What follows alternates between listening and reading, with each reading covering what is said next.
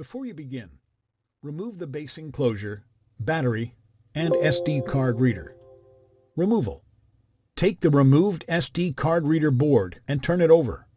While holding the SD card reader board down firmly, grasp the RTC battery cable and disconnect it from the SD card reader board.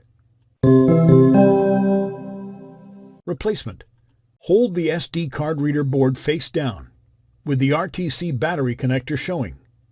Insert the RTC battery cable into its connector on the SD card reader board.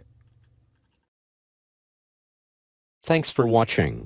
Please click subscribe for more videos and weekly updates.